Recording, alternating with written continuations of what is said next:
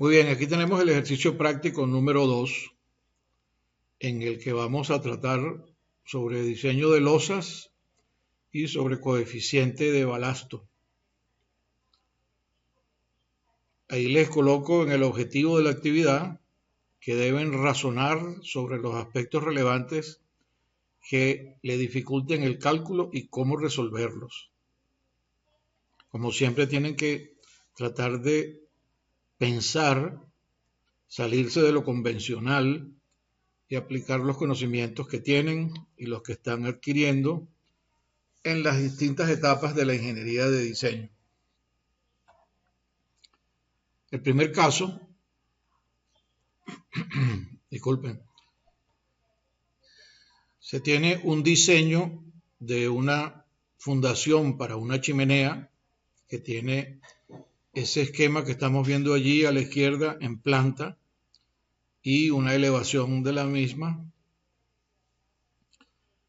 La fundación es un bloque grande y está ligeramente excéntrico de la fundación.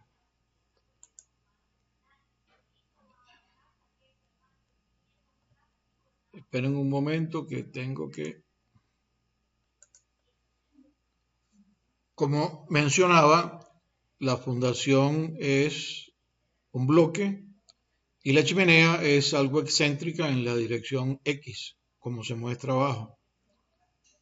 Y está al lado de un turbogenerador y esta chimenea es para disponer los gases que salen de ese sistema turbogenerador. Fíjense que el desfase es casi de 40 centímetros con respecto al centro de la fundación. Entonces, les dan las características del primer análisis que se hizo con la fundación y un primer estimado del peso de esa fundación, lo cual dio esta condición para los esfuerzos en la base de la fundación. Lo que está en azul es lo que está en compresión y lo que está en rojo es lo que está supuestamente a tracción en estos programas. Pero como sabemos que el suelo no acepta tracción, hay que volver a correr esto y hacer un ajuste colocando todo esto que está en tracción en cero. Y eso va a hacer que se modifique un poco el área azul que está en compresión. Aquí les estoy dando los valores promedios de el área del esfuerzo en el área azul. Es 1,16 y en el área roja es menos 0,6 prácticamente, o 0,58 para ser exactos. Está fundada en una localidad cercana a la ciudad de Barcelona y el suelo tiene las propiedades de un ángulo de fricción de 28 grados y una cohesión de 0,24 kilogramos fuerza. Se me pasó la fuerza ahí. Por centímetro cuadrado. Entonces les pregunto que estime el porcentaje del área de la zona de tracción con respecto al área total de la fundación, con una simple geometría. Eso tiene que calcularlo ahí como un trapecio. Y le pregunto también que considerando que el suelo no toma tracción, ¿cómo espera que se ajuste la zona que está en compresión bajo la chimenea cuando se haga ese ajuste? Hecho eso, también le pregunto si cree que la resultante quedará en el tercio central de la fundación, porque eso es una condición base para, o clave, para el equilibrio de la torre.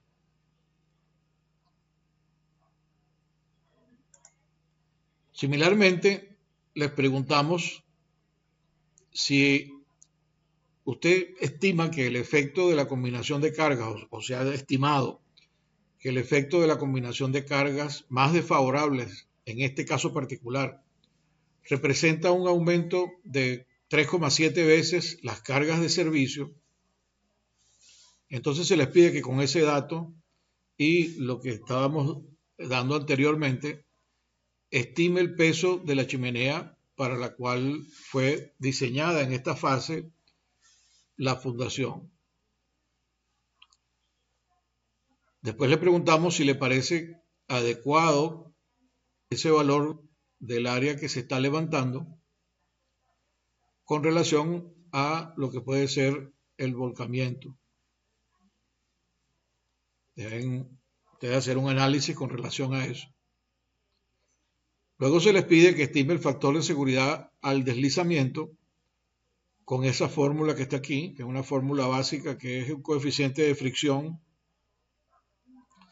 por la normal multiplicado por una adhesión en la base de la fundación por el área que está en compresión. Y eso multiplicado por 0,8 para ser conservadores, ¿no? B es la fuerza cortante entre el concreto y el suelo que está inducida por las solicitaciones horizontales. NA es la reacción normal para la combinación de cargas más desfavorable, que es para la cual se hizo ese análisis que les mostré. A es el área que está a compresión de la fundación para la combinación más desfavorable también. El coeficiente de fricción entre el suelo y el concreto es igual a la tangente del ángulo phi. Algunos ponen phi menos 5 grados. Bueno, ustedes pueden hacer una estimación de cuál es la variabilidad que hay entre un caso y otro. Y A es la adhesión que se toma en este caso como la mitad de la cohesión entre el terreno y la adhesión entre el terreno y la fundación es la mitad de la cohesión del suelo. Luego se les pregunta si tienen algún comentario sobre el cálculo del deslizamiento. Parece que todo está bien, ustedes me dirán. Y con base en el peso de la chimenea que se estimó, les pregunto si es suficiente el espesor de la fundación, que mide 1,6 metros de altura, de acuerdo con el diagrama, mide 1,60 m de altura, el bloque de fundación. Este corte no es el mismo corte anterior, este corte es el corte dentro del concreto, ¿no? Entonces, con base en el peso que estimó de la chimenea, se le pregunta si ese espesor que se está usando de 1,60 m es suficiente para tomar el corte dentro del bloque. Y finalmente, si tiene alguna recomendación para ajustar, mejorar, cambiar alguna condición de las que se utilizaron en el diseño. Entonces, bueno, yo sé que ahorita están digiriendo esto. Medítenlo y si tienen alguna consulta, pues la conversamos en la próxima sesión. Pueden pasármela por escrito de manera que yo pueda, en algunos casos, preparar pues alguna respuesta que amerite la condición de duda que ustedes tengan y la conversamos en la próxima sesión. Luego les pongo un ejercicio práctico de coeficiente de balasto. El análisis de la variación del módulo de Young de un perfil de arena de 41 metros de profundidad sobre el cual se coloca una fundación rectangular rígida de 2 metros por 3 metros, es decir, el ancho es 2 metros. Recuerden que el ancho siempre es el lado más corto de la fundación, tal como se indica en este esquema que está aquí. Es un perfil de arena de 41 metros de profundidad en el cual se colocó esta fundación rígida que está desplantada a una profundidad de, eso dice por aquí, está desplantada a 1 metro de profundidad, aquí está, y aquí se les coloca cómo sería la variación de los esfuerzos debajo de la fundación, que es altamente no lineal, y más o menos para esta condición se puede tomar que el área de influencia debajo de la fundación para la zona del bulbo es 6 veces el ancho, o sea que serían 12 metros, a cuya profundidad se estima que es el 10% de la carga que se está aplicando sobre la fundación, que sería el área de la fundación, el peso de la columna dividido entre el área de la fundación, que es 2 por 3. Con base en ese planteamiento, se les dice que se le presentan los resultados de los cálculos de asentamientos inmediatos para los siguientes casos. El caso A, tomando un módulo único promedio para el perfil, en el cual se promedia la variabilidad del módulo de Young en la zona de influencia de la fundación, y el segundo caso, ajustando el módulo de acuerdo con los niveles de esfuerzos que están inducidos por esta carga que es variable con profundidad. El primero toma linealmente los módulos y los promedia. El segundo subdivide esto en capas y toma para cada capa un módulo dependiendo del nivel de carga que está siendo experimentado en esa profundidad. Como les dije, eso se los hace un ingeniero geotécnico, en este caso el ingeniero geotécnico soy yo, y les estoy pasando ese dato. Los resultados están para un perfil de arena en las figuras 4A y 4B, que ya las vamos a ver acá. Aquí tenemos los resultados. Fíjense que para el caso en que se toma un módulo promedio, una carga en toneladas por metro cuadrado que se va variando,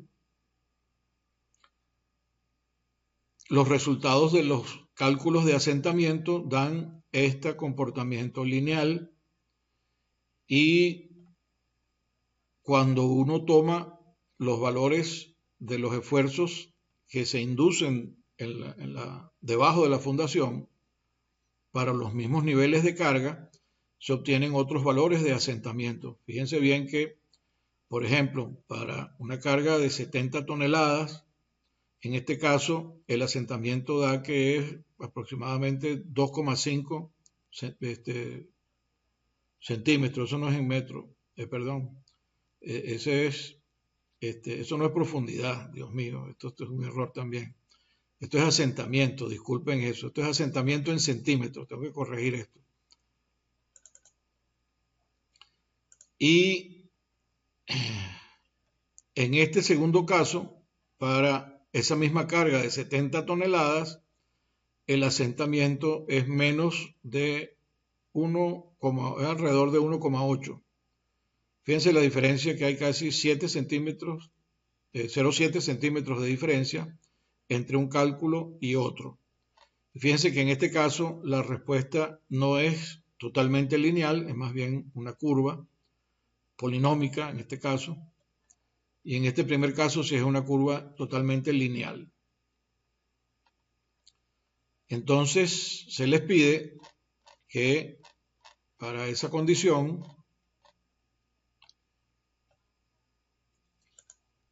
utilice las curvas que están en las figuras 4A y 4B para estimar los coeficientes de balasto aplicables a las cargas de servicio. Las cargas de servicio, si ustedes revisaron las notas, las vamos a tomar como la carga última de la fundación dividida entre 3. Entonces, ustedes deben estimar cuánto es la capacidad última de esa arena con esos datos que yo les di, aplicando la ecuación que tienen en las notas, y dividiéndola entre 3, ustedes establecerían cuál es el nivel de carga para la carga de servicio, y entonces con ese dato ustedes entran en este gráfico con valores múltiplos de esa carga, porque esto se va desarrollando a medida que se va construyendo el edificio, porque a medida que se le va añadiendo peso a la fundación es a medida que se va construyendo el edificio, y ese asentamiento se produce de manera inmediata. Entonces, para poder estimar con ese ancho que tiene la fundación, cuánto es el asentamiento, que ustedes van a ir experimentando, para ver si el asentamiento total al final de la construcción está dentro del nivel de la carga admisible, cuánto es el asentamiento que van a obtener y si ese asentamiento está dentro de, ustedes asuman que es una edificación de cierto nivel de piso, ahí los dejo con cierta libertad para que ustedes escojan y me digan si ese asentamiento es admisible o no, es factible, mejor dicho, es bueno aceptarlo, quiero decir. Ok. La segunda parte dice que, asumiendo que el perfil ahora es de arcilla y no de arena, esta segunda parte dice, si fuese de arcilla, los gráficos de asentamientos están en la figura 5A y 5B. Son estos dos que están acá. Fíjense que en este caso son totalmente lineales, los dos prácticamente. Hay una pequeña distorsión aquí, pero cuando uno hace el ajuste, la regresión da que es prácticamente una recta. Y en este caso, fíjense que para el mismo nivel de toneladas por metro cuadrado, 3,5 en este caso y 3,5 en este caso, toneladas por metro cuadrado, se obtienen unos asentamientos bastante diferentes. ¿Okay? Esto no es profundidad en metros, nuevamente, esto es asentamiento en centímetros. Y cuando dije antes la carga,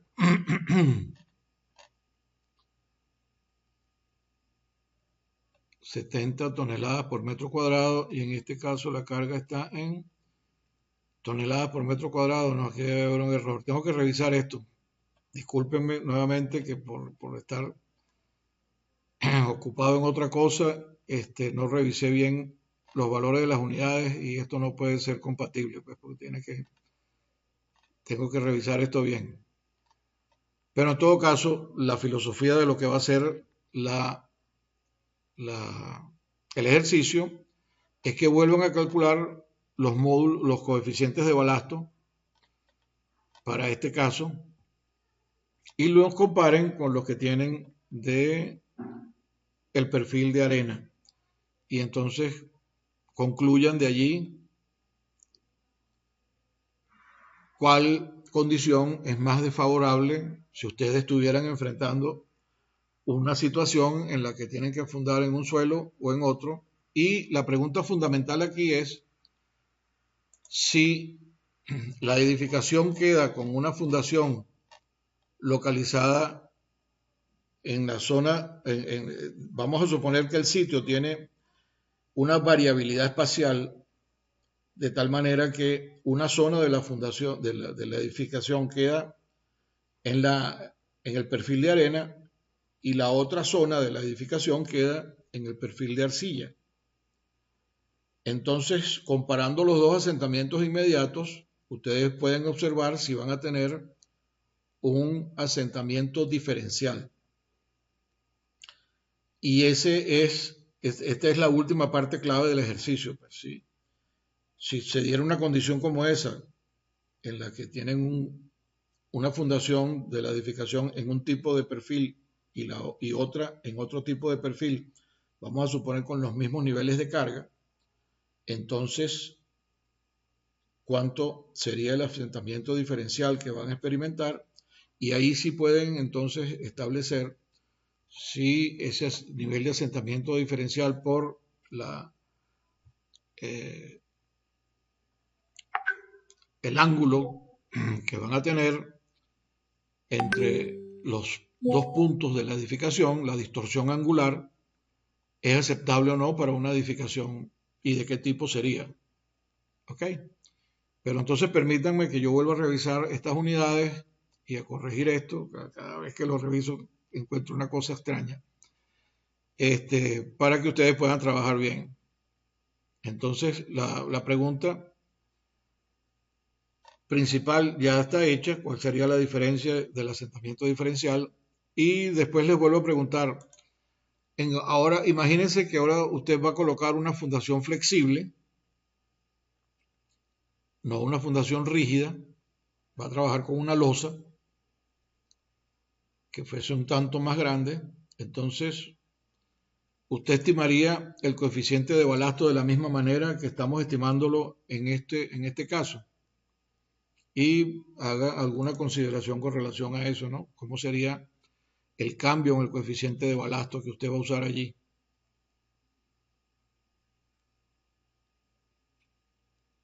Ahí están los dos casos ya presentados.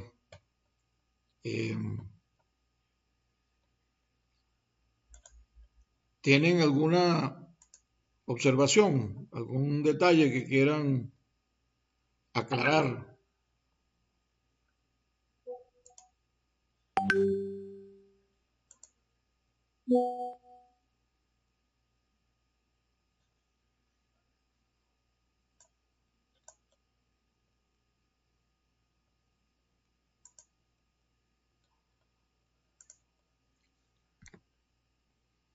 Este es el tipo de ejercicio que seguramente ustedes muy pocas veces les han o se han enfrentado en su práctica profesional, creo. Tal vez me equivoque.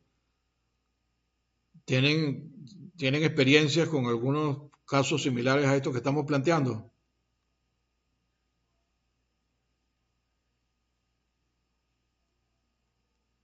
Material totalmente nuevo para todos.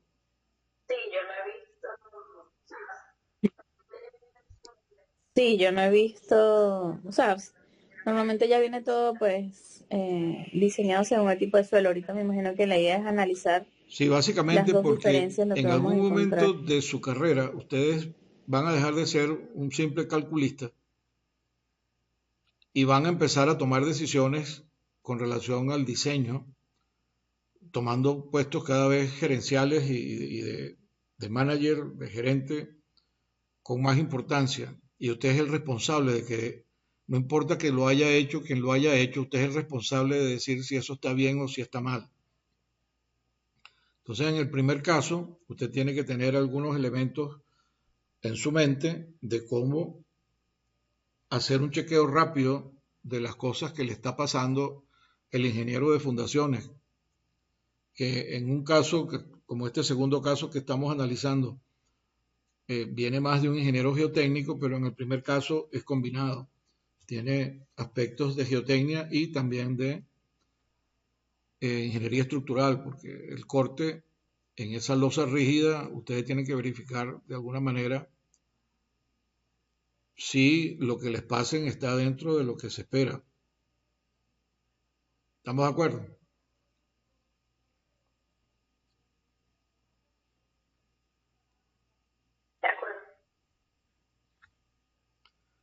Ok. De acuerdo.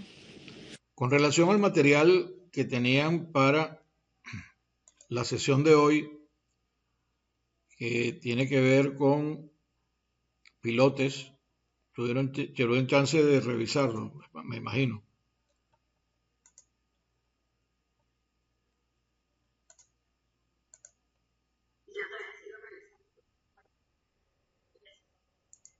Yo todavía sigo revisando Bueno, yo todo lo el tengo material, aquí. porque es eh, extenso. lo primero que vamos a conversar es los tipos de pilotes y los tipos de conexión de los pilotes con la superestructura. Dependiendo de el funcionamiento que uno espera del pilote y de las características de los materiales con los que se va a construir el pilote, hay una serie de consideraciones importantes,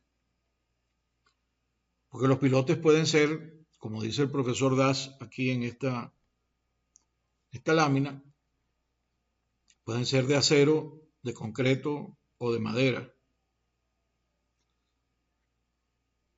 Y pueden ser usados, y además si son de acero, pueden ser tubulares, pueden ser en forma de tubo hueco, o tubo completo de sección plena. El tubo puede permitir que entre de sección abierta en el fondo o puede ser sellado en la punta, en cuyo caso las condiciones en que va a funcionar el pilote no son iguales. Y lo mismo si son de concreto. Hay pilotes de concreto de sección hueca, que pueden ser rectangulares o circulares, pueden ser postensados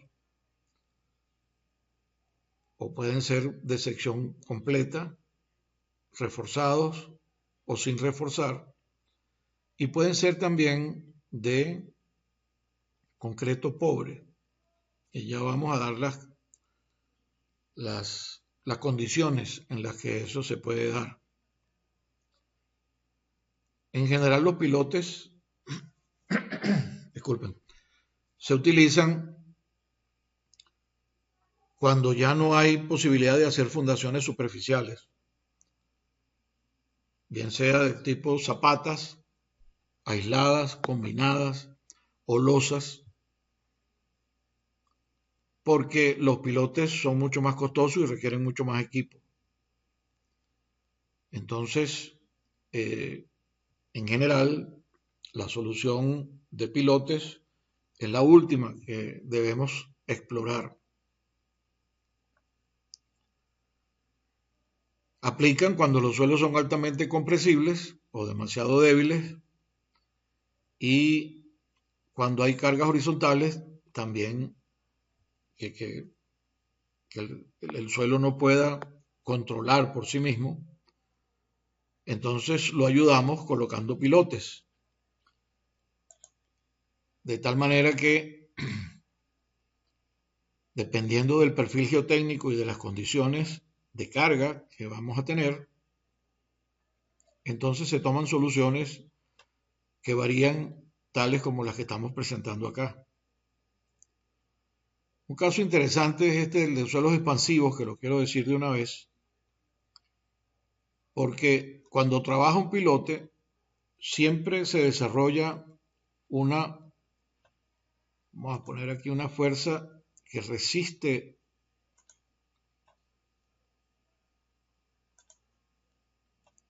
por fricción y otra que resiste en la punta. Pero cuando el material es expansivo, entonces la reacción del suelo sobre el pilote es al revés, es a tratar de sacar el pilote. Y si eso nos crea un problema, entonces lo que tenemos es que, como medida última,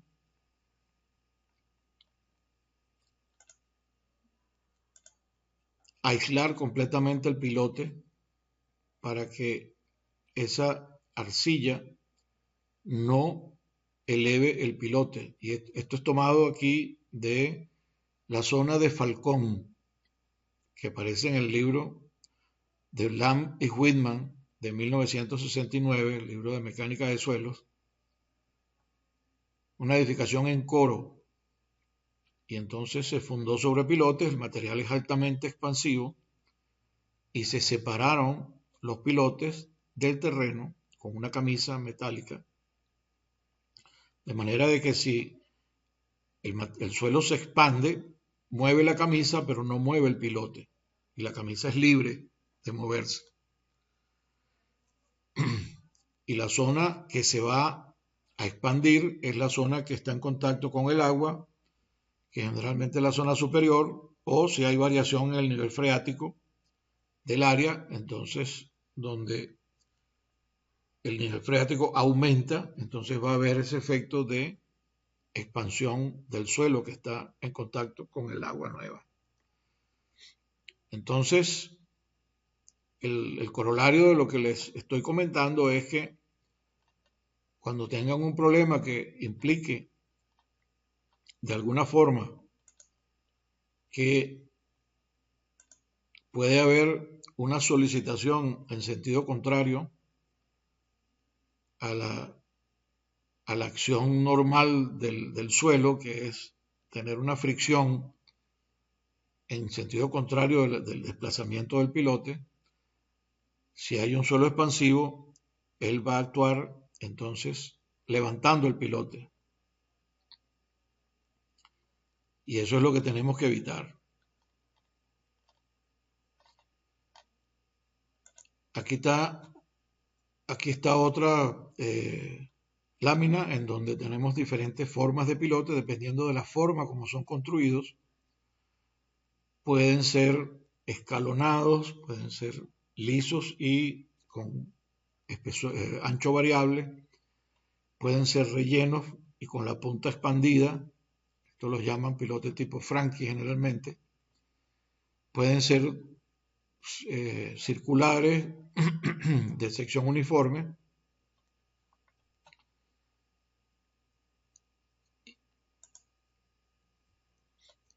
Y dependiendo de la forma en que esté unido el pilote a la superestructura, se nos presenta el caso más convencional que todos manejamos, todos conocemos, que es el pilote unido a un cabezal. Cuando el pilote está unido al cabezal y el acero del cabezal y el pilote es compartido de alguna manera, cuando el cabezal se deforma, arrastra al pilote, horizontalmente quiero decir, y entonces este pilote trabaja a flexocompresión.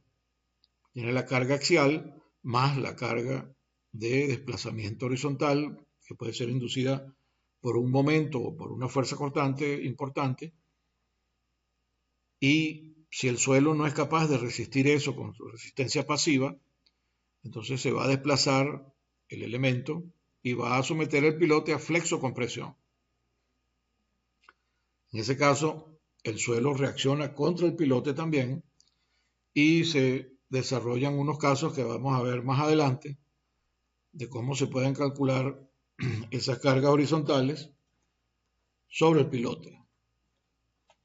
Pero si nosotros tomamos la precaución de aislar el contacto del pilote de el elemento que le va a transmitir la carga, puede ser un bloque o puede ser una losa de gran tamaño,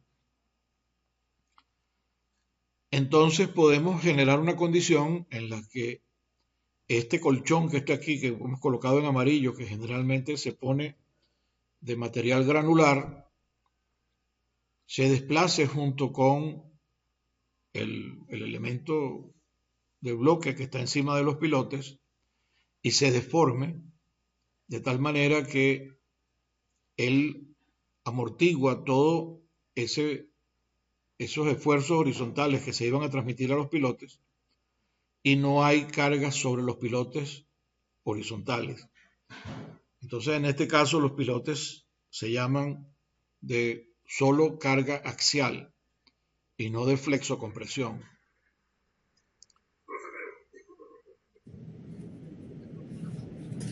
Profe, pero, No, disculpe, profe, pero están conectados igualmente con totalmente acero, desconectados. no, o sea, Totalmente desconectados. solamente colocados. ¿Ok?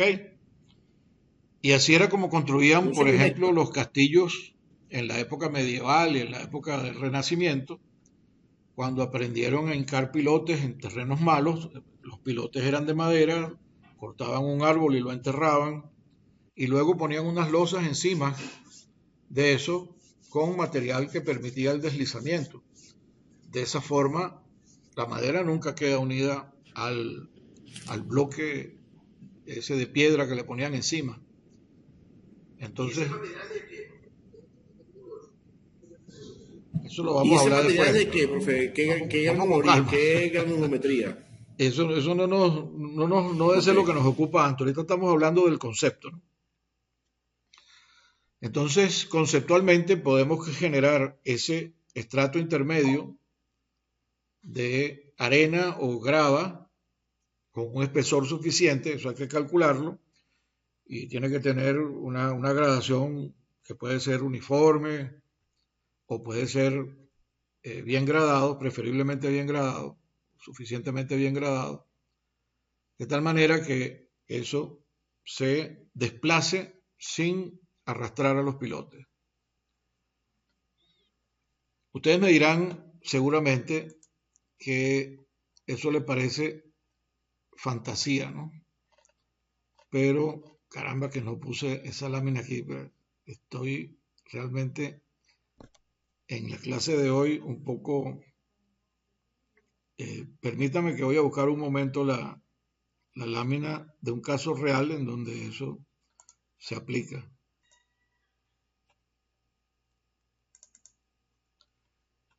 Fíjense que en este caso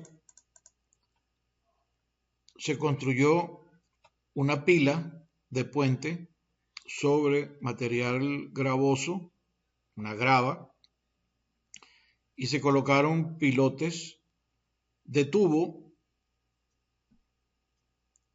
rellenos de material arenoso para permitir el drenaje, porque el problema aquí era que había una capa de material licuable debajo de la pila, y lo que se quería era que en caso de que ocurriera incremento de la presión de poros, que es la que origina la licuación, pudiera drenar a través de los pilotes. Este tubo era ranurado y relleno de material gravoso, como les digo, y permitía la disipación inmediata de la presión de poro. Esta es conceptualmente la disposición de la pila. Fíjense que tenía también elementos rigidizadores para ahorrar concreto, y debajo tenía estas anillos, vamos a decirlo así, concéntricos de estos tubos. Esto fue un proyecto en Grecia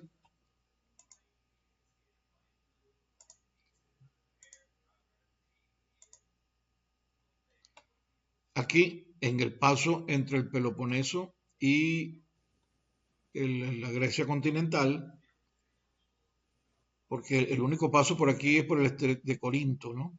Y querían otro paso porque esto se congestionaba demasiado. Y esta es una zona altamente sísmica y tenía la presencia de estos materiales licuables, como les estoy diciendo. Este es el puente visto de noche. Estas son las pilas. Esta es una sección, una sección de un perfil vertical de la zona, en donde se ve el fondo marino y se ven las pilas. En la zona en donde puede haber licuación están colocadas esas pilas, y eso ha experimentado varios terremotos importantes y no se ha movido. Entonces, como ustedes ven, pues no es nada de ciencia ficción, es algo que se da en la vida real y que a veces por nuestras costumbres constructivas no estamos muy acostumbrados a eso. Pero en zonas en donde hay licuación, sí se pueden utilizar. ¿Alguna pregunta? ¿Por ahí alguien? Profe. Diga.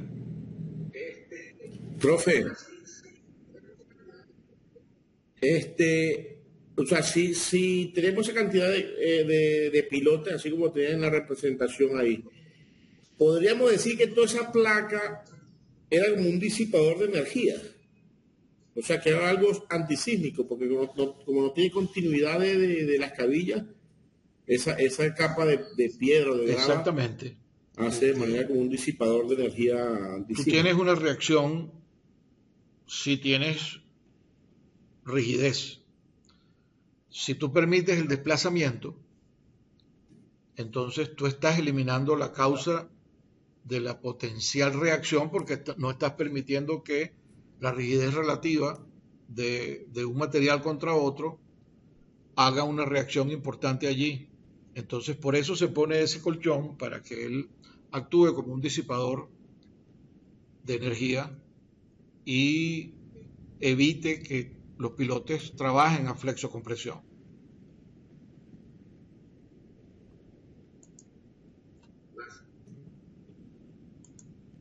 Entonces, como les decía, cuando tenemos un pilote, conceptualmente de diámetro D, tenemos una carga que actúa en forma vertical hacia abajo. Entonces el suelo reacciona con una carga de fricción para tratar de disminuir el proceso de desplazamiento del pilote hacia la profundidad, y luego cuando la profundidad comprime en la punta se genera otra reacción allí. Y aquí estamos indicando que puede haber variación en los materiales que están en contacto con el pilote, porque los pilotes generalmente son largos y aunque sea el mismo material, sea homogéneo el perfil, entonces puede haber zonas que están con una condición y más abajo pueden tener otra condición debido al confinamiento natural. ¿Ok? Y generalmente lo que se toma en la punta es que se desarrolla un bulbo de fricción, un bulbo de falla del material alrededor del pilote, y dependiendo del nivel que se desarrolle este bulbo, pues va a haber más o menos resistencia en la punta. Pero lo interesante que ustedes deben conocer es que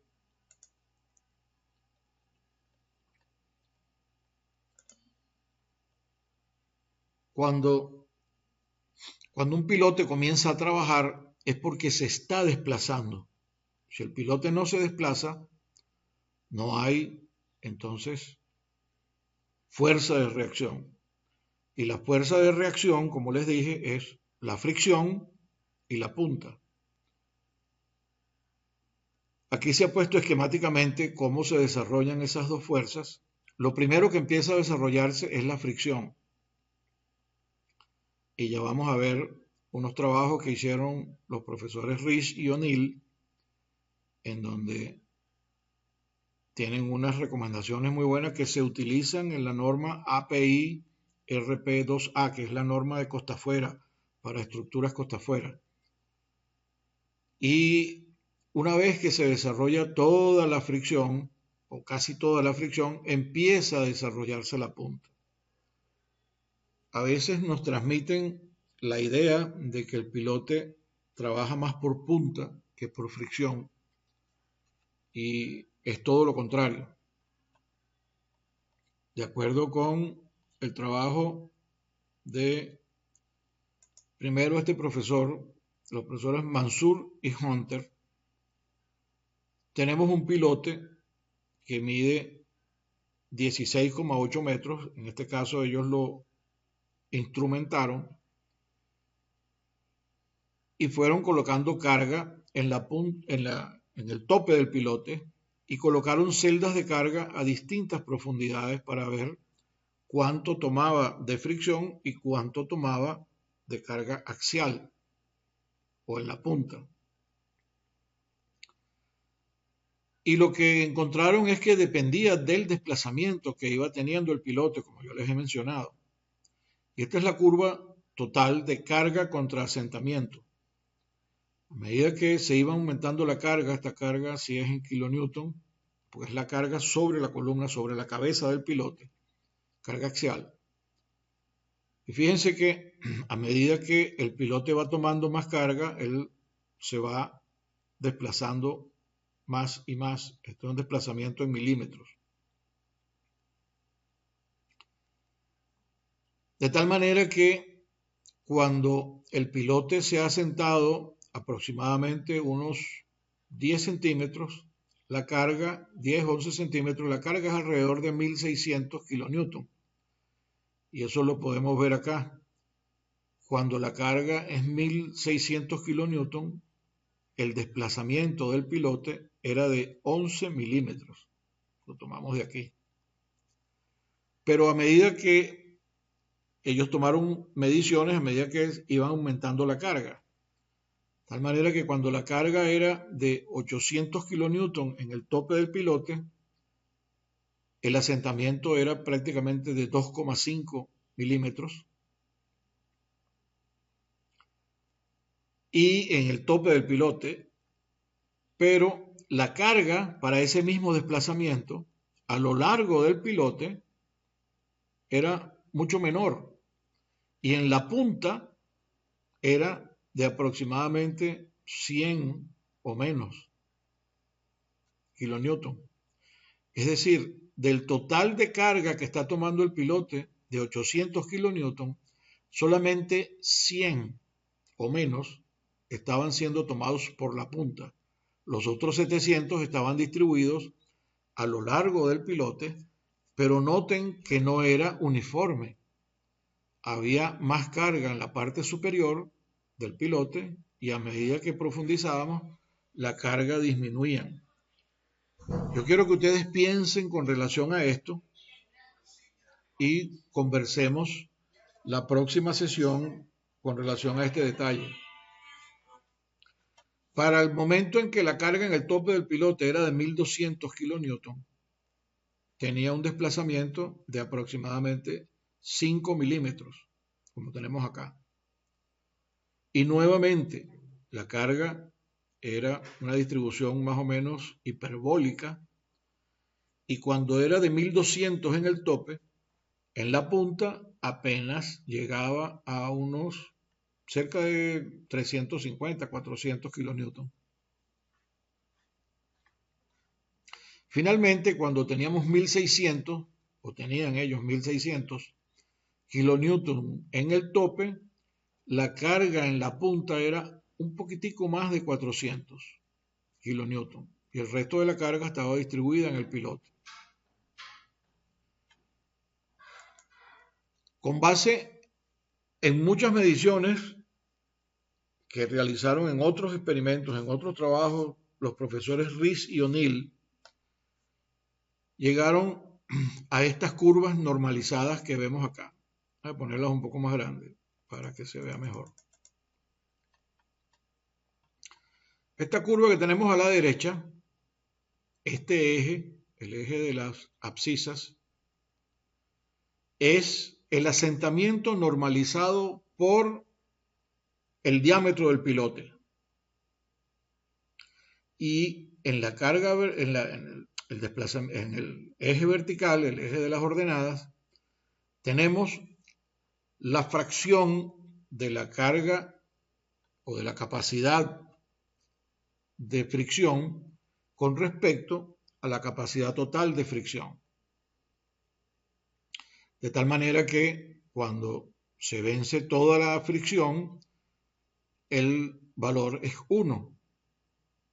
Y eso se alcanza para un desplazamiento, en general para las arcillas, que oscila entre el 0,4 y el 0,6% de desplazamiento con relación al diámetro. Fíjense que es menos del 1%, menos del 0,5% en general, el desarrollo de toda la fricción, el 0,5% del valor del desplazamiento con respecto al diámetro. Y se ha desarrollado toda la fricción en el pilote. Y esa fricción, como ya vimos, tiene una distribución que no es uniforme. Es mayor en la punta y es más o menos hiperbólica. En la punta del pilote, la cosa cambia. El desplazamiento normalizado, igualito aquí, en el eje horizontal, y en el eje vertical, la capacidad, la fracción de la capacidad que se está desarrollando en la punta dividido por la capacidad de punta última. De tal manera que también se llega a la unidad. Pero fíjense los valores de los desplazamientos relativos. En este caso, la resistencia la capacidad de punta última se desarrolla de entre 2,5 a 4% del diámetro del pilote. Eso es mucho mayor, 10 veces mayor prácticamente que lo que estábamos viendo antes. Casi 10 veces mayor. Entonces, hay un desfase en el desarrollo de la capacidad de fricción y la capacidad de punta, por lo que la recomendación que hacemos es que no se haga lo que mucha gente tiende a pensar que es lo normal, de calcular la capacidad de fricción y sumarla con la capacidad de punta y dividirlas entre 3, como si fuera una fundación superficial. Ya vamos a ver cuáles son los valores que se recomiendan para ese caso, para estos casos. En el caso de arcilla, fíjense que la dispersión, aunque es más o menos, no es chiquita, pues, pero es única. En cambio, cuando estamos hablando de arenas o de materiales granulares, la cosa cambia. Si es grava, el desarrollo de la fricción es mucho menor que cuando son materiales más finos, desde el punto de vista del tamaño del grano más pequeño, material granular de diámetro, de tamaño de grano más pequeño. Y fíjense que varía para cada tipo de material, pero en general la forma de la curva para los materiales que son más finos es bastante parecida a la de las arcillas. El otro detalle que se me pasó comentarles aquí es que después que se alcanza el máximo, la capacidad por fricción disminuye. Y eso está asociado a que entre la cara del pilote y el terreno se forma una zona en donde se está distorsionando demasiado el material, lo estamos prácticamente que reorientando, estamos destruyendo la estructura que tenía el material y lo estamos reorientando y la capacidad por fricción disminuye. Entonces, la recomendación aquí es tratar de mantenernos con desplazamientos que estén por debajo de estos valores de diámetro, con relación al diámetro, el desplazamiento relativo con relación al diámetro, para poder trabajar con la máxima fricción. En todo caso, si por los desplazamientos que obligue la estructura, las condiciones de carga, nos pasamos de esa fracción, entonces ellos recomiendan disminuir el valor de la fricción máxima para tomar en consideración este efecto. Lo mismo pasa en las arenas, aunque la disminución en la arena luce un poco más pequeña que en la arcilla, también hay fracturamiento de algunos granos, hay cambios en la superficie externa de los granos por el roce de unos con otros, y hay un ajuste allí de la capacidad de tomar fricción. Pero ahora fíjense lo que pasa con la capacidad de punta en materiales granulares. Se ve que para desplazamientos del orden del 10% del diámetro del pilote, la curva no se hace asintótica todavía como se hacía en este caso para las arcillas. Y esto es muy probable que sea debido a que no hay una buena distribución de los esfuerzos dentro de la arena, del material granular, para formar el bulbo. Ese bulbo que vimos que se formaba de manera teórica debajo de la fundación, debajo del pilote en la punta, no necesariamente se está formando completo, y entonces eso es una de las razones por las cuales, a mi juicio, no se desarrolla completamente la capacidad de punta en los suelos granulares. Y fíjese que esto va, para el 8% anda por 140 el valor de la capacidad que hemos estimado para la punta. De manera que hay una redistribución, por otro, pienso yo, no se forma el bulbo y hay una redistribución de los esfuerzos hacia los materiales que están por fuera, hacia el material que está por fuera del bulbo y que permite que se tomen estos valores tan grandes para la capacidad de punta. Pero nuevamente, fíjense, estas son las recomendaciones de Rees y O'Neill que salen en la norma API. Este es el desarrollo de la capacidad de fricción para arcillas. Este es para arena. Para arena lo toman como una línea recta. Para arcilla con una capacidad que aumenta con una forma que no es lineal y que cuando llega al máximo, entonces dependiendo de las características de la arcilla, se disminuya, ¿ok? A un valor que va desde 1 hasta 0,7, el valor del tope.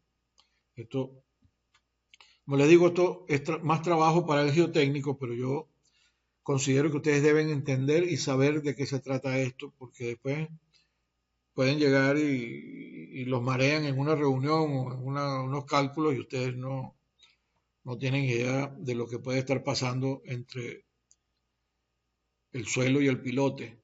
Y esta es la recomendación que ellos dan para la punta, una sola curva y que entonces llega hasta un punto en donde de ahí ya no se sigue tomando. Aquí están unos gráficos que yo preparé para tomando las ecuaciones, las gráficas de Rees y O'Neill y los comparamos la resistencia de fricción, que es esta que está en naranja, como dice la norma API, como dice los cálculos, los gráficos originales de Rees y O'Neill. Y estas son, fíjense que a medida que aumenta el asentamiento en milímetros del pilote, esto es para un suelo no cohesivo, este es un suelo arenoso. Esta es la carga en kilonewton y este es el desplazamiento en milímetros. Para este caso, ese diámetro era como de 40 centímetros, si mal no recuerdo. A medida que tenemos desplazamientos menores que, por ejemplo, 2 milímetros, la capacidad de fricción es prácticamente toda la que está tomando el pilote. Y la punta viene a contribuir muy lentamente para desplazamientos mucho mayores. Por eso les digo que cuando ustedes tengan un pilote y si tienen algún caso en que hay un material que luce que va a ser expansivo, tomen una medida drástica en esa zona porque la parte importante de la capacidad del pilote viene aportada es por la fricción. Si usted va a diseñar, como en el caso que les mostré de Coro, solo con punta, pues tiene que ampliar bastante la punta para que se puedan tomar las cargas que usted desea que se tomen, porque si no, los desplazamientos van a ser excesivos para la edificación. Si esto es la capacidad última del pilote, fíjense que la capacidad por fricción es muy parecida, entonces lo que se recomienda es tomar un factor de seguridad de 2 para la fricción, en cuyo caso, si aquí estábamos alrededor de, qué sé yo, 900 kilonewton, vamos a poner un número, entonces vamos a estar trabajando para la capacidad admisible en 450 kilonewton para la fricción. Y la punta si la dividen entre 3 porque la punta tiene mucha incertidumbre y entonces le va a agregar a estos 450 kilonewton que estamos diciendo que sería la capacidad admisible por fricción, el poquito que contribuye la punta dividido entre 3 para tener allí un factor de capacidad adicional que nos permita tomar en consideración todo lo que no entendemos que pasa en un agregado de partículas como el suelo y que puede ser aleatorio. Ok. Este es otro caso Este es para un suelo que es cohesivo, esto es para una arcilla. Como dije, este era para una arena, este es para una arcilla, un pilote similar.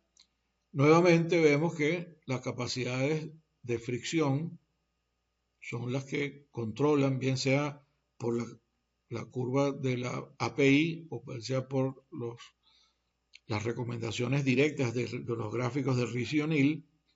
Y nuevamente, en este caso, las capacidades oscilan alrededor más bien de 800 kilonewton. Entonces la capacidad por fricción que se recomienda es la mitad de eso, sería 400 kilonewton. Y la poquita que aporte la punta.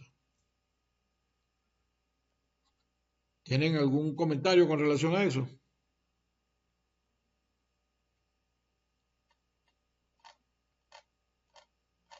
¿Alguna pregunta? El otro detalle es que para que el pilote desarrolle toda su capacidad, lo primero es que tiene que estar completo, tiene que estar íntegro. No puede tener malformaciones, ni oquedades, ni abultamientos, porque entonces nos estamos alejando de los valores que las fórmulas predicen. Entonces, para eso hay una variedad de pruebas, dentro de las cuales una de las más populares y más fáciles de hacer es la PIT, la prueba PIT, que viene del inglés Pile Integrity Test, y que consiste en darle algunos golpes desde el tope al pilote con un elemento de baja resistencia, vamos a decir así, o baja, no, resistencia no, baja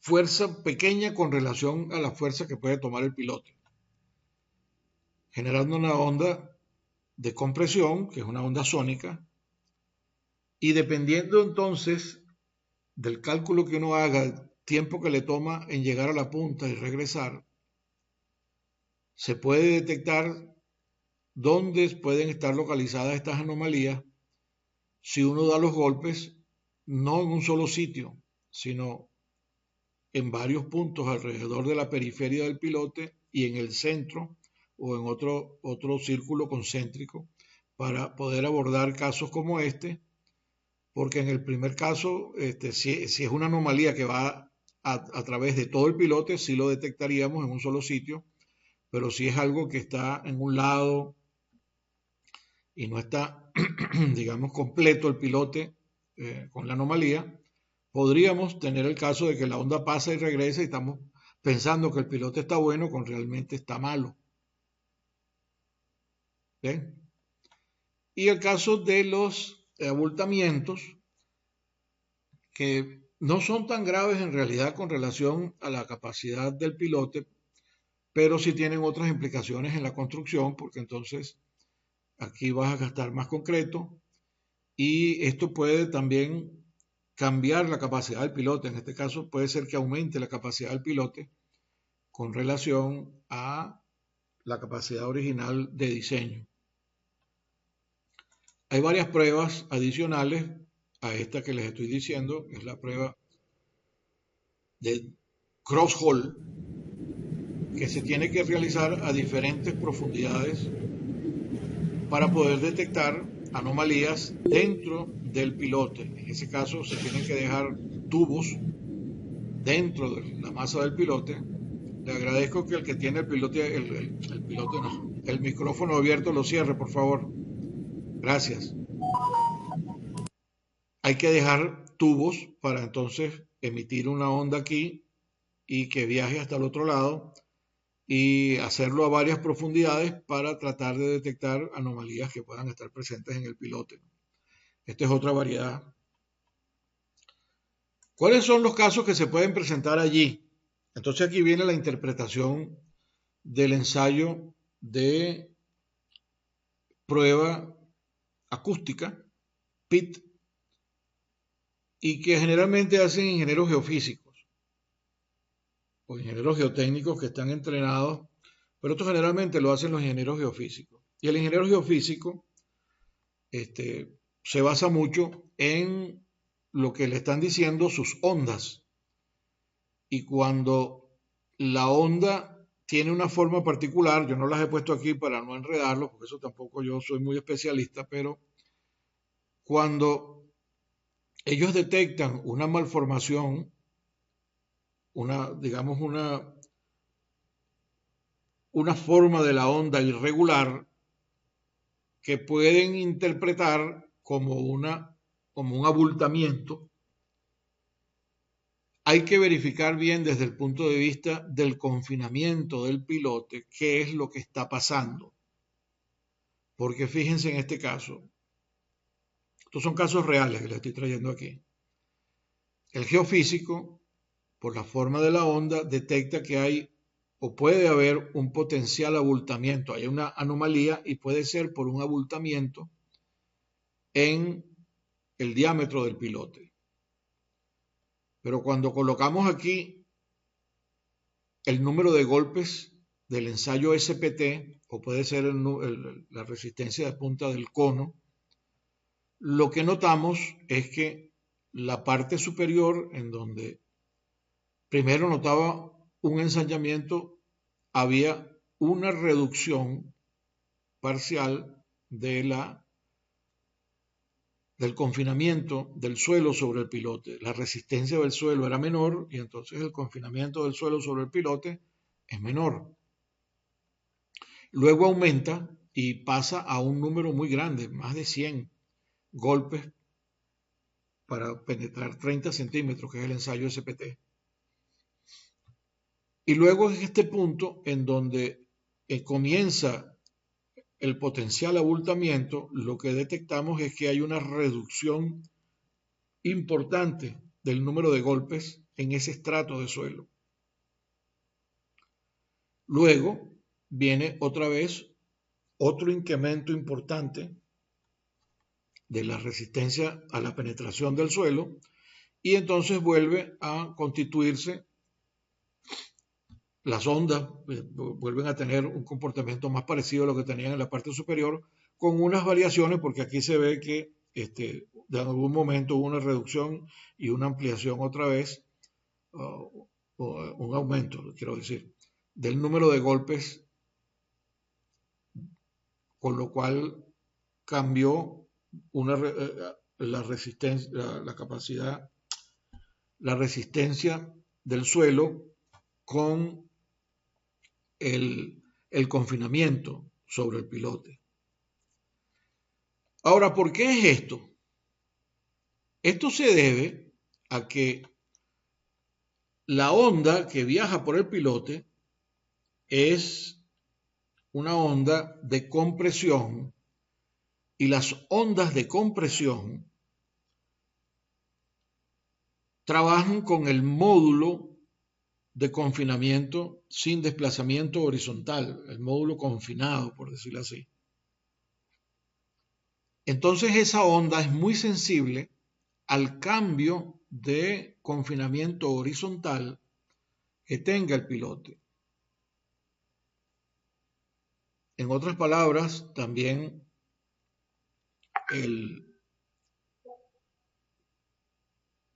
cuando usan el módulo de Young, el módulo de Young es función o está correlacionado por el coeficiente de Poisson con el módulo de confinamiento máximo, el módulo sin desplazamiento, que se llama M, de un material. Entonces, cuando hay este cambio en la rigidez del suelo y permiten que el material del pilote se expanda, entonces la onda se deforma y da la impresión de que puede haber un abultamiento, pero en realidad lo que hay es una disminución de la rigidez del suelo contra el pilote.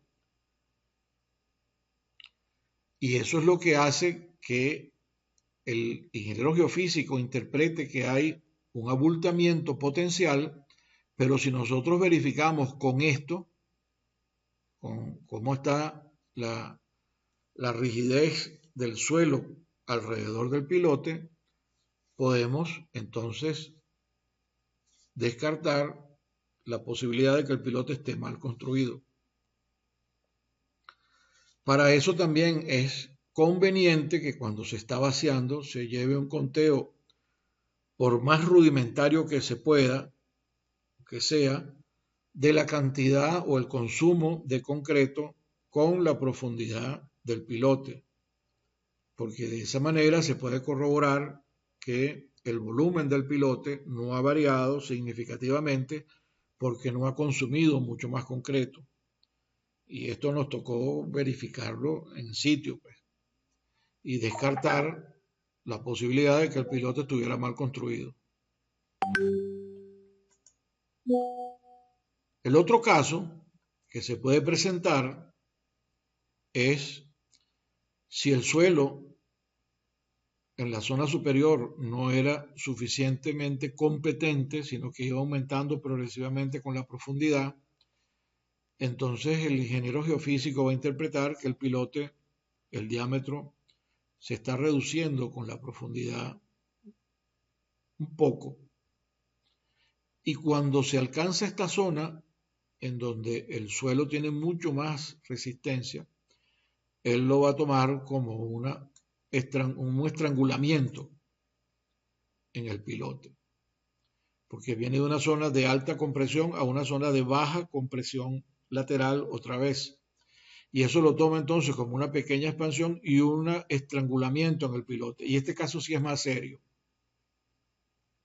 porque aquí están poniendo en duda que el pilote tenga el mismo diámetro, y lo cual es un problema muy grande, porque aquí no podemos decir, bueno, saca ese pilote y mete otro. Aquí hay que empezar a tomar medidas, y sobre todo cuando son a profundidad. ¿Qué vamos a hacer para reparar ese pilote? Por eso entonces que hay que hacer todas estas pruebas y saberlas interpretar desde el punto de vista de la interacción del suelo, la onda y el pilote. Nuevamente, fíjate, aquí sí puse la forma de las ondas que ve el ingeniero geofísico, y entonces se ve que hay esta anomalía que él interpreta entonces como un estrangulamiento.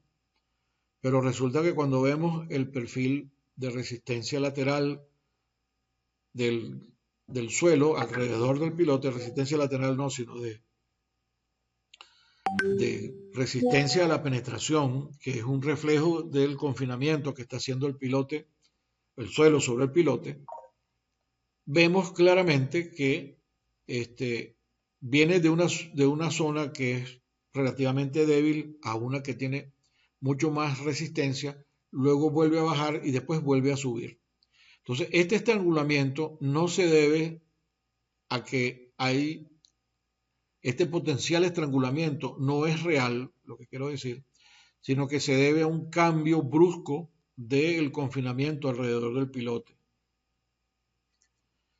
Y nuevamente, al comprobar por la cantidad de consumo de concreto utilizado con profundidad, se vio que eso no tuvo una variación importante y que entonces el pilote debía estar bien construido, en lugar de tener esta forma de botellita de refresco.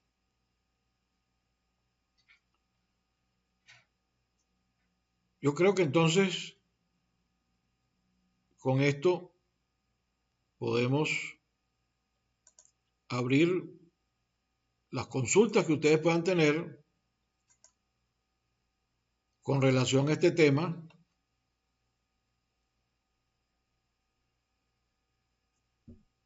Y si no, pues bueno, darnos las buenas noches, y mañana yo reviso bien esa tarea y para el sábado seguramente se las pasaré bien. Discúlpenme esa nuevamente, que se las volví a pasar y se las volví a pasar con una pequeña duda ahí, un error en las unidades. Déjenme ver qué pasó ahí, porque esto lo hice pegando tareas de otros ejercicios anteriores y bueno, no me dio tiempo porque estaba haciendo otras cosas también de revisarlo a fondo. ¿Tienen algún detalle?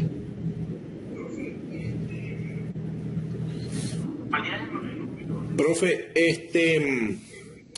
las anomalías en los pilotes cuando, bueno, en el momento del vaciado, la inspección, si, o sea, si tú tienes una cantidad de concreto estimado y se consume más, bueno, tenemos un bulbo. Y si consume menos, podríamos tener una disminución, un estrangulamiento o algo así, Correcto. algo lógico de manera Así es. rápida en Por eso es que les inspección. insisto en las dos cosas. Y el otro detalle, que es lo que sigue en las láminas que ustedes tienen, que no tocaban para hoy, pero que tocan para la próxima sesión, es que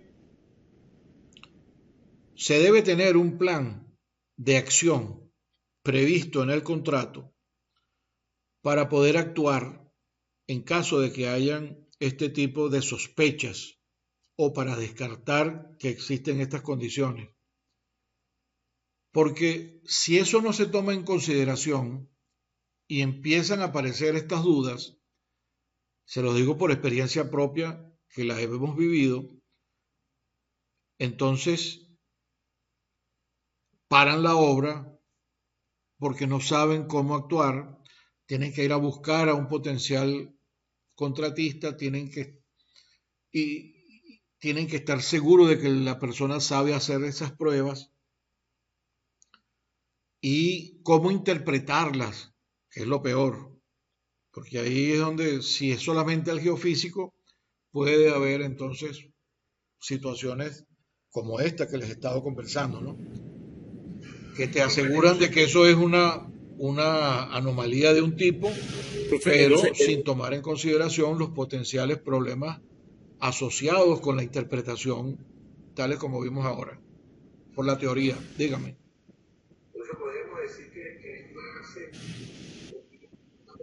entonces podríamos decir que es más seguro el piloto Pues hincado, no aun necesariamente, cuando tenga un porque poco con el más de piloto costo, pues. hincado, el problema es que si te pasas del número de golpes, puedes fracturar el pilote, porque a veces el control del pilote hincado se hace por penetración, No, en general.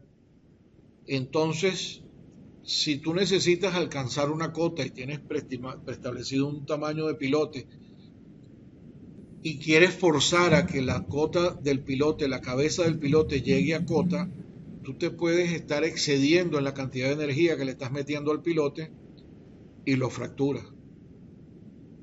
Y eso no se nota. Entonces tienes que hacerle también una prueba de este tipo claro, para ver si el pilote está íntegro, si está llegando realmente hasta la punta o si no está. ¿Correcto?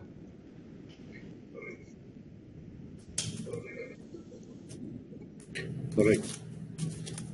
Profe, cambiando el tema, no sé si usted dio los pesos correspondientes a los quiz y a los trabajos, Bueno, o sea, los pesos porcentuales de no, las notas. porque eso lo manejo yo cada semestre, no con la misma ecuación que les puse ahí en cualquier parte que ustedes lo hayan visto. Esto lo podemos conversar inclusive en la próxima sesión, yo lo puedo ver, pero en principio los quizzes tienen un valor que puede oscilar entre el 45 y el 50%, entre 40 y 50%, y los trabajos para la casa entre 60 y 50% también, porque yo le tengo que dar suficiente peso también a la parte conceptual y de entendimiento y de preparación de la clase y a lo que es el trabajo que ustedes van a hacer por su cuenta. En esa ustedes tienen mucho más libertad, pueden reconsultar todo, pero para la parte conceptual yo necesito que ustedes hayan internalizado los conceptos. Entonces, por eso las dos tienen un equilibrio que yo manejo dependiendo del tipo de preguntas que estoy haciendo.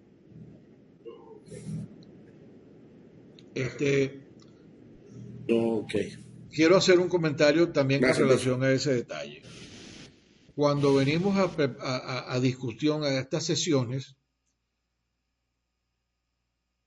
Yo lo que trato es de resaltar los aspectos importantes y me interesa que haya discusión, que haya aporte de parte de ustedes. No me importa si es reiterativa de alguna de las cosas que estamos diciendo, pero me interesa la opinión de ustedes.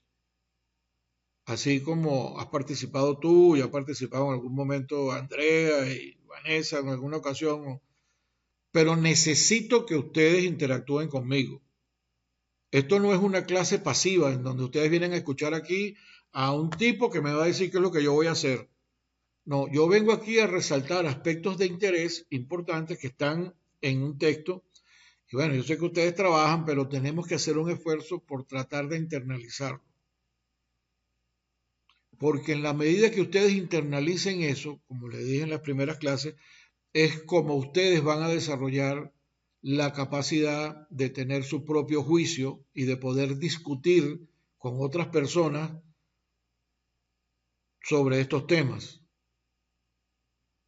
O lo van a dejar para que la primera vez sea con ellos y no conmigo, que yo los puedo guiar y asesorar, sino que no, bueno, yo escucho a este y después veo cómo me defiendo yo por fuera. Y esa no es la idea.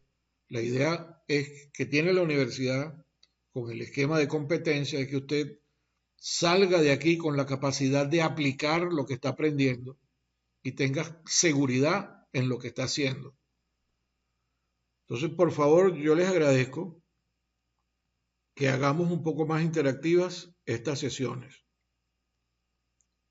Y nuevamente, aquí no se trata de que vamos a estar señalando a nadie porque hizo una mala interpretación y la discutió aquí y no era lo que se decía, etcétera, porque es peor hacerlo en la calle que hacerlo aquí. Y como estamos aquí en una especie de hermandad y cofradía, no nos podemos tomar a mal ni burlarnos de las personas que están haciendo una consulta. Por eso somos profesionales. ¿Está claro? Entonces, yo les agradezco que para las próximas sesiones la dinámica de esto cambie. Sí, Yo no profe, así soy, no es. vengo aquí a hablar para que ustedes ni siquiera a veces me contesten cuando pregunto. Adelante, Arturo, ¿qué ibas a decir?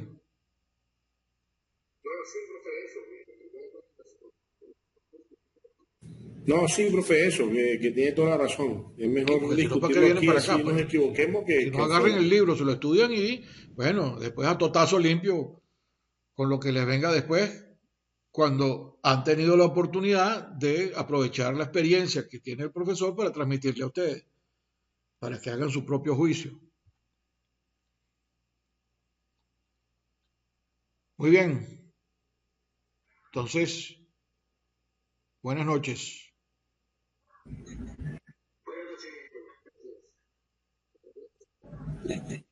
Buenas noches, ingeniero. Gracias. Buenas noches, profe, gracias.